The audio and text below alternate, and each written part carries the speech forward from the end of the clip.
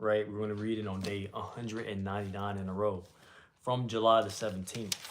You guys are 2 days early. Um, Welcome back to another daily read of the One Year Bible on the Limitless Core channel. Welcome back, all the core. You feel me? It's good to see you. Good to see you. Today we're going to be reading, I guess we're done with Corinthians because we're reading from 1 Kings 18, 1 through 46. I said Corinthians, didn't I? That's not what it was.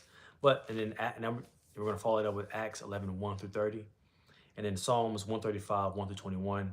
And wrapping up tonight's read with Proverbs 17, 12 through 13. So coming from 1 Kings 18, 1 through 46 for day 199 of our 1 year Bible read. We have, later on in the 3rd year of the drought, the Lord said to Elijah, "Go and present yourself to King Ahab and tell him that I will soon send rain." So Elijah went to appear before Ahab. Meanwhile, the famine had become very severe in Samaria. So Ahab summoned Obadiah, who was in charge of the palace. Obadiah was a devoted follower of the Lord. And once, when Jezebel had tried to kill all the Lord's prophets, Obadiah had hidden 100 of them in 2 caves. He put 50 prophets in each cave and supplied them with food and water. Ahab said to Obadiah, "We must check every spring and valley in the land to see if we can find enough grass to save at least some of the horses and mules." So they divided the land between them, and Ahab went one way by himself, and Obadiah went another by himself. As Obadiah was walking along, he suddenly saw Elijah coming toward him, and Obadiah recognized him at once and bowed low to the ground before him. "Is it really you, my lord, Elijah?" he asked. "Yes, it is," Elijah replied. "Now go and tell your master Elijah is here." "Oh, sir," Obadiah protested, "what harm have I done to you that you are sending me?" Oh, I'm reading from the wrong day. There, what's up? And thank goodness I caught on right there because we read that already.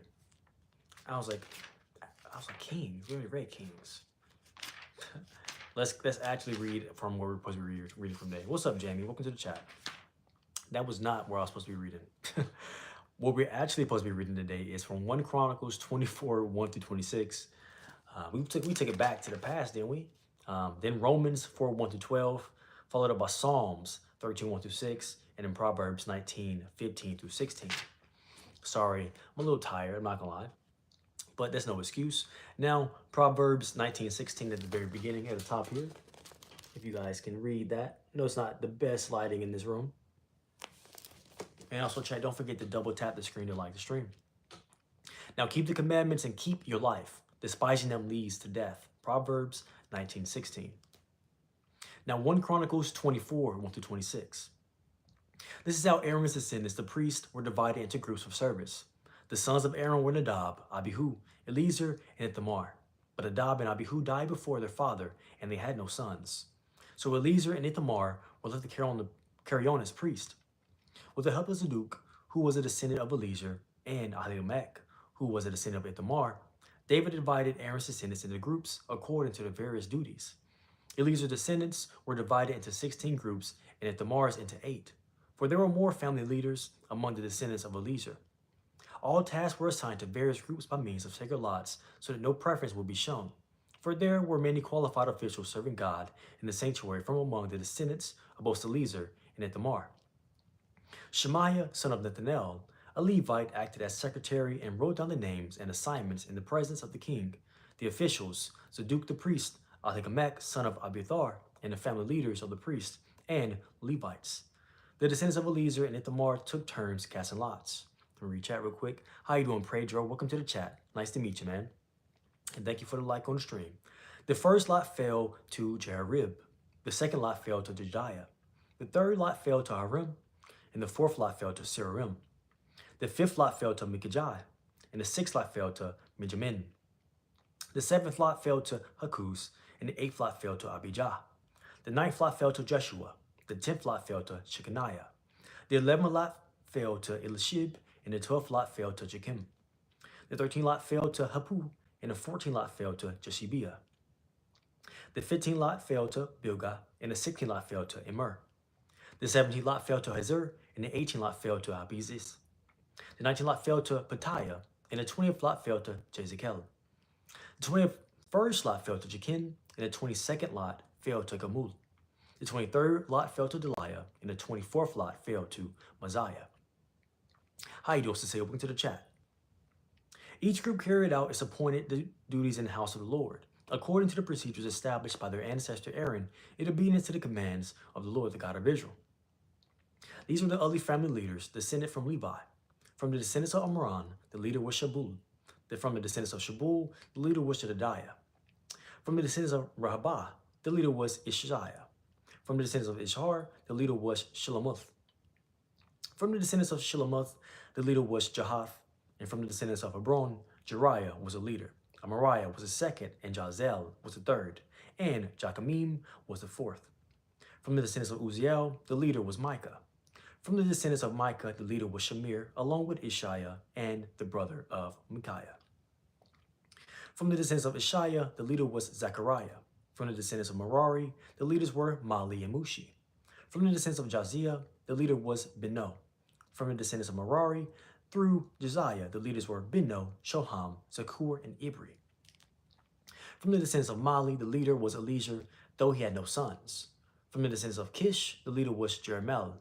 From the descendants of Mushi, the leaders were Mali, Eder, and Jeremoth. Thank you for the emotes and thanks for the likes. These were the descendants of Levi and their various families. Like the descendants of Aaron, they were assigned to their duties by means of sacred lots, without regard to age or rank. Lots were drawn in the presence of the king of David, in the presence of King David, Zadok, Ahimelech, and the family leaders of the priests and the Levites. David and the army commanders then appointed men from the families of Asaph, Haman, and Jeduthun to proclaim God's messages to the accompaniment of lyres, harps, and cymbals. Here's a list of their names and their work. From the sons of Asaph, there was Zakur, Joseph, Nathaniah, and Azarellah. They worked under the direction of their father, Asaph, who proclaimed God's messages by the king's orders. From the sons of Jeduthun, there were Gedaliah, Zeri, Jesiah, Shimei, Hashabiah, Mattithiah, and 6 in all. They worked under the direction of their father, Jeduthun, who proclaimed God's messages to the accompaniment of the lyre, offering thanks and a praise to the Lord. From the sons of Haman, there were Bukiah, Mattithiah, Uziel, Shubiel, Jeremoth, Hananiah, Hanani, Elatah, Gidalati, Romati, Ezer, Josh Bikasha, Molithi, Hothir, and Mahazioth. All these were the sons of Haman, the king's seer, for God had honored him with 14 sons and 3 daughters. All these men were under the direction of their fathers as they made music at the house of the Lord. Their responsibilities included the playing of cymbals, harps, and lyres at the house of God. Asaph, Jeduthun, and Haman reported directly to the king, and they and their families were all trained in making music before the Lord, and each of them, 288 in all, was an accomplished musician. The musicians were appointed to their term of service by means of sacred lots, without regard to whether they were young or old, teacher or student. The first lot fell to Joseph of Asaph clan. How you doing, Pro? Welcome back, bro. Good to see you again. The first lot fell to Joseph of the Asaph clan, and 12 of his sons and relatives. The second lot fell to Gedaliah, and 12 of his sons and relatives. The third lot fell to Zakur, and 12 of his sons and relatives. The fourth lot fell to Zeri, and 12 of his sons and relatives. The fifth lot fell to Nathaniah, and 12 of his sons and relatives. The sixth lot fell to Bukiah, and 12 of his sons and relatives. The seventh lot fell to Arzilah, and 12 of his sons and relatives. The eighth lot fell to Jesiah, and 12 of his sons and relatives. The ninth lot fell to Mattaniah, and 12 of his sons and relatives. The 10th lot fell to Shimei, and 12 of his sons and relatives. The 11th lot fell to Uziel, and 12 of his sons and relatives. And the 12th lot fell to Hashabiah, and 12 of his sons and relatives. The 13th lot fell to Shuiel, and 12 of his sons and relatives. And the 14th lot fell to Mattithiah, and 12 of his sons and relatives. The 15th lot fell to Jeremoth, and 12 of his sons and relatives. And the 16th lot fell to Hananiah, and 12 of his sons and relatives.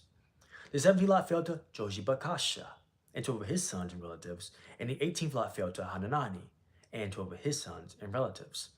The 19th lot fell to Molithi, and 12 of his sons and relatives. And the 20th lot fell to Elatah, and 12 of his sons and relatives.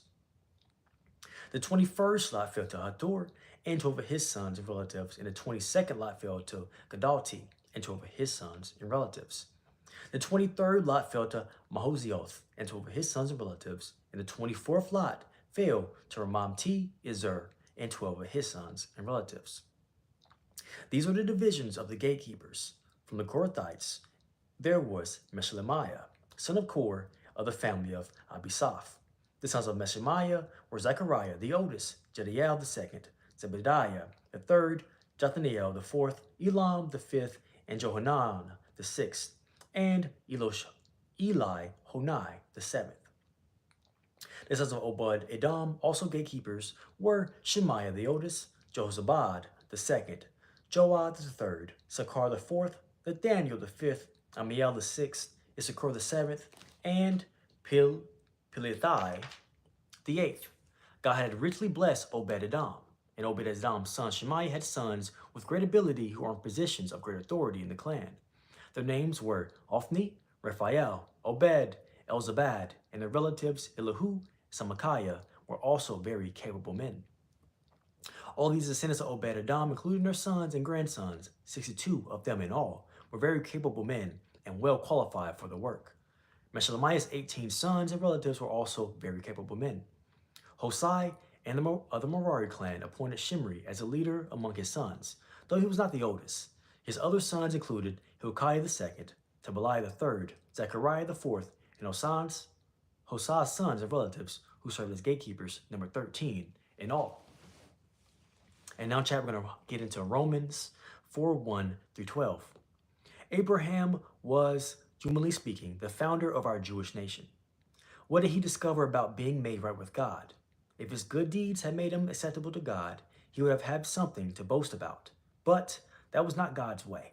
For the scriptures tell us Abraham believed God, and God counted him as righteous because of his faith. When people work, their wages are not a gift, but something they have earned.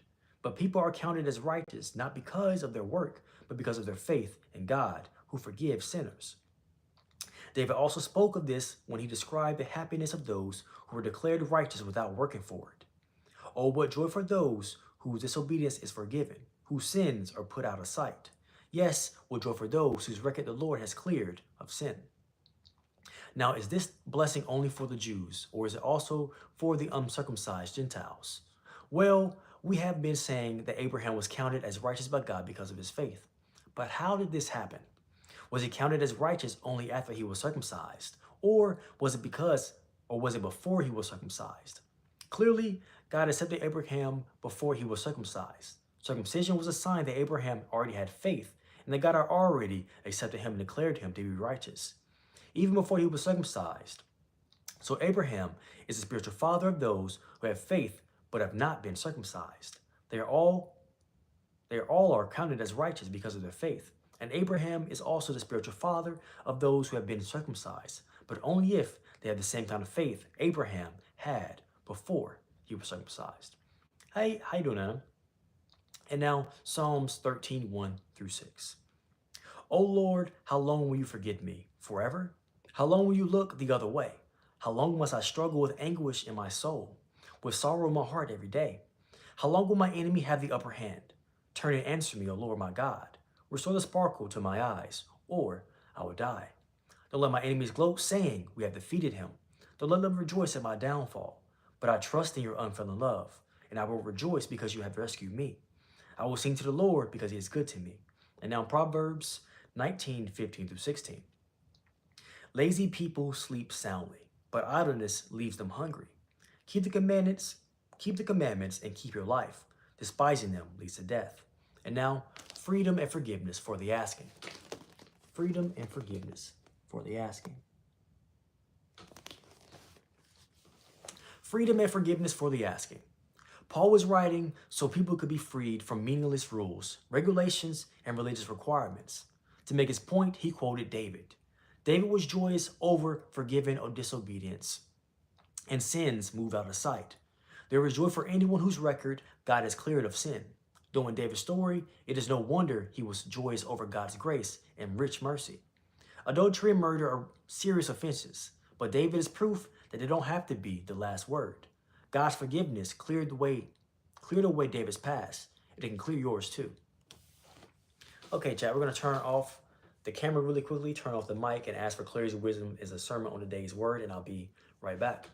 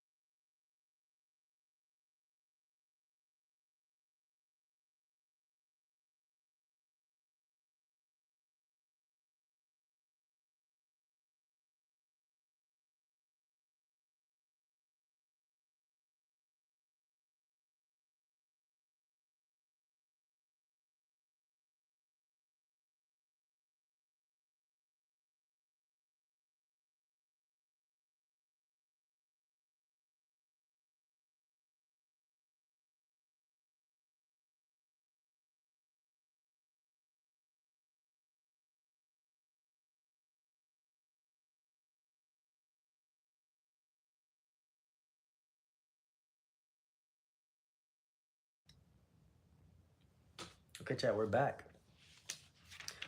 So today, chat, we read from 1 Chronicles 24, 1 through 26. We follow that up with Romans 4, 1 through 12, and then Psalms 13, 1 through 6, and then wrapped up tonight's read with Proverbs 19, 15 through 16. Let's start with Proverbs, and then we'll hop into Romans. Chronicles today was more of family lineage stuff. Not saying there's anything wrong with family lineage. Um, it's really more of a reminder to always pray for all of your people, even the people that's not here yet, and the people that come in the future, right? And that's something I've begun to pray for now. Um, so we'll pull that from Chronicles, right? Look out for even the people even the family that's not here yet, you know. Um, but let's go ahead and hop into Proverbs 19, 15 through 16. So lazy people sleep soundly, but idleness leaves them hungry. Keep the commandments and keep your life. Despising them leads to death. Now, lazy people sleep soundly, but idleness leaves them hungry. Um, they will, so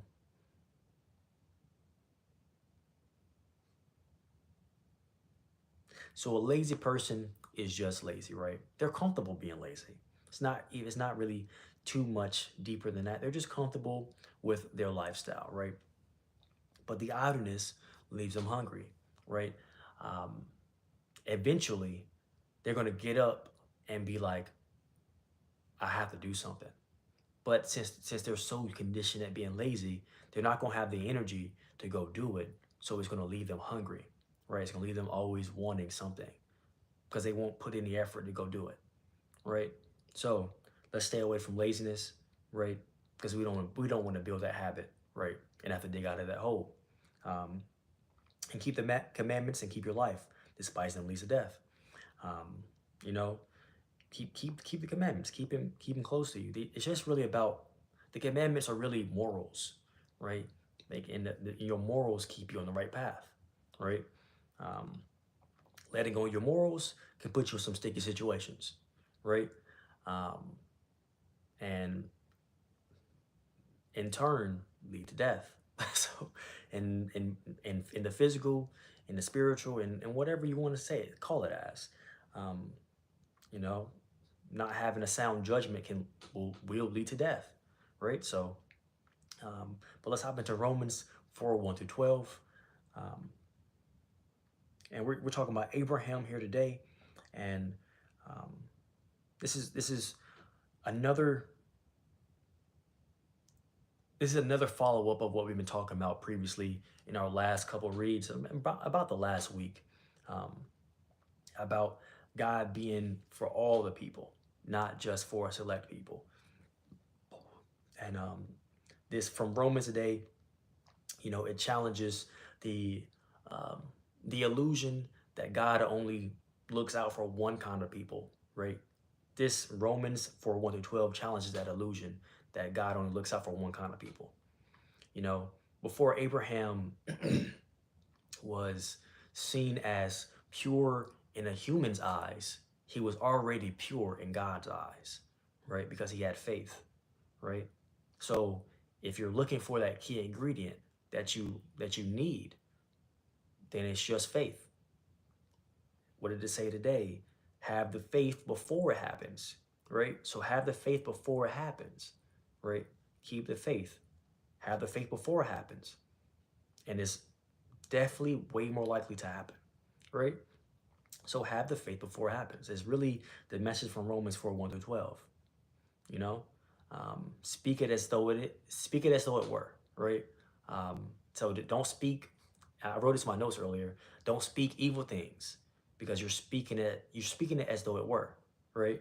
Um, so have the faith. Speak it as though it were, even if it doesn't look like it right now. Speak it as though it were, um, and so don't speak evil things because you're in turn speaking it as though it were. Um, so don't tell yourself you're a terrible person.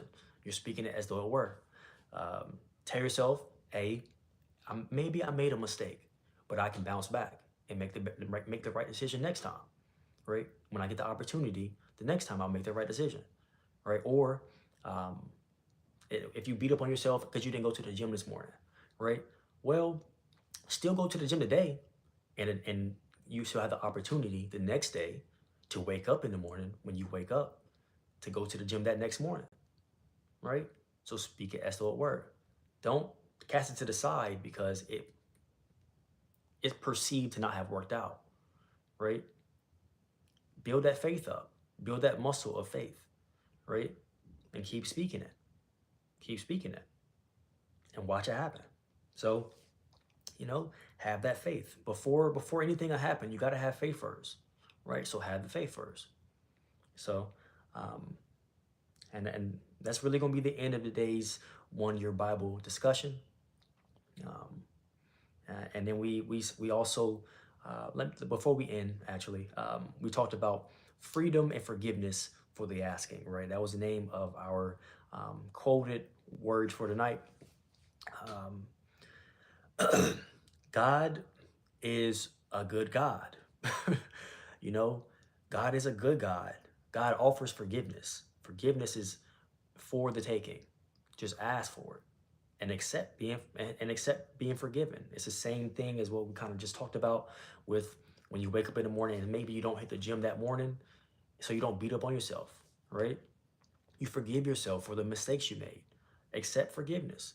Forgive yourself, right? Accept forgiveness and forgive yourself, right? We really think that God hasn't forgiven us, but he already has. You just haven't forgiven yourself, right? So move on, forgive yourself, let it go, and give yourself the opportunity to succeed next time. You know, um, give yourself the opportunity, right? You beating down on yourself is not giving you the opportunity to succeed. So give yourself the opportunity, right? Um, forgive yourself because you've already been forgiven. honestly. Thank God for the faith. Um, and if you need another reason to know that you're already forgiven, Jesus came here and died for your sins. So you've already, all the sins you were going to make, or all the sins you thought you made before in the past, they were already forgiven because Jesus came here to die for those. He came here and gave his life so a, you would have the freedom, that you would already have the freedom, that you would not be bound and shackled by the things of this world, by the things of the mind, by the things of the people. Jesus came here to give you that freedom already. So it's nothing, you don't have to fight for it. It's not a battle. It's not a fight. It's not a battle.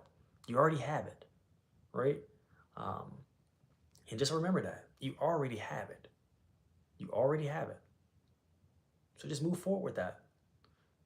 Let go of the false battle, the fake battle. It's not a battle. You already won. You know? It's not a battle. You already won. Foregone conclusion. And that will be the end of today's One Year Bible Read. Now, if you've never seen this outro before, and even if you have seen it already, do it with me. We all have that limitless core, baby. I appreciate you. I might even love you, but I'm for sure glad you woke up today. I appreciate your presence as always. It's the most. What's up, Niche? You caught the very end of the stream. But I appreciate your presence as always, even if you were here for a second, a minute, or maybe even the whole stream. Regardless of how long you were here, I appreciate your presence as always. It's the most valuable thing you can give me, and I truly do appreciate it. Um, and I hope you have a great rest of your night, because I'm going to have a great rest of mine. And Nisha, I hope you have a great rest of your day, because I know it's probably about to be the morning time for you. So I know it's about to be the morning time for you. So I hope you have a great rest of your day. Um, and thank you, everybody. Thank you, everybody who's joined the community, who showed up to any of the streams, who supported me in any way. I really do truly appreciate that. And I can't wait to see you next time. Peace.